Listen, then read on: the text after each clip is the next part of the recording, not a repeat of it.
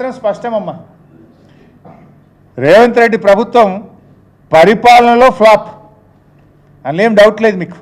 ఇవాళ రాష్ట్రంలో చూస్తే హాస్టళ్లలో ఎలుకలు ఉరుకుతున్నాయి, దవాఖానలలో డెంగ్యూ మలేరియా వైరస్తో మంచాలు దొరుకుతలేవు, పల్లెల్లో పారిశుద్ధ్యం పరికెక్కింది, అంతా గందరగోళం. సంక్షేమ హాస్టళ్లలో పిల్లలు కలుషిత ఆహారం తిని ప్రతిరోజు ఆసుపత్రుల పాలవుతున్నటువంటి పరిస్థితి. అంటే పరిపాలనలో ఫ్లాప్ అందులో డౌట్ లేదు. రెండు విషయాల్లో మాత్రం రేవంత్ రెడ్డిని కొట్టేటోళ్ళు ఎవరు లేరబ్బా. రెండు విషయాల్లో రేవంత్ రెడ్డి టాప్. తొండి చేయడంలో తోపు, బూతులు తిట్టడంలో టాపు. ఇంట్లో మాత్రం ఆయన దాటోడు ఎవరు లేడు. పరిపాలనలో ఫ్లాపు, తొండి చేయడంలో తోపు, బూతులు తిట్టడంలో టాపు. ఇంట్లో మాత్రం ఎవరికి అనుమానం ఉండాల్సినటువంటి అవసరం లేదు. ఇలా రుణమాఫీ చేయలేక చేతులు ఎత్తేసినందుకు నువ్వు రాజీనామా చేయాలి.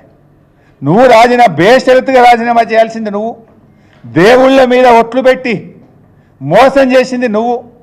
సిగ్గు లేకుండా ఇంకా వెనకటికో సామెత ఉంటుంది, చోరు ఉల్టా కోత్వాల్కు డాంటే అంటారు.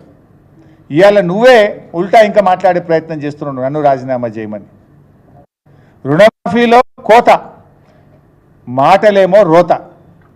ఇది రేవంత్ రెడ్డి వైఖరి. నీ బూతులతో రైతుల రుణమాఫీ పూర్తవుతుందా? నువ్వు బూతులు తిట్టినంత మాత్రాన రుణమాఫీ పూర్తవుతుందా? ఏమనంటే తొండి చేసుకుంటే మొండిగా మాట్లాడుతున్నావు.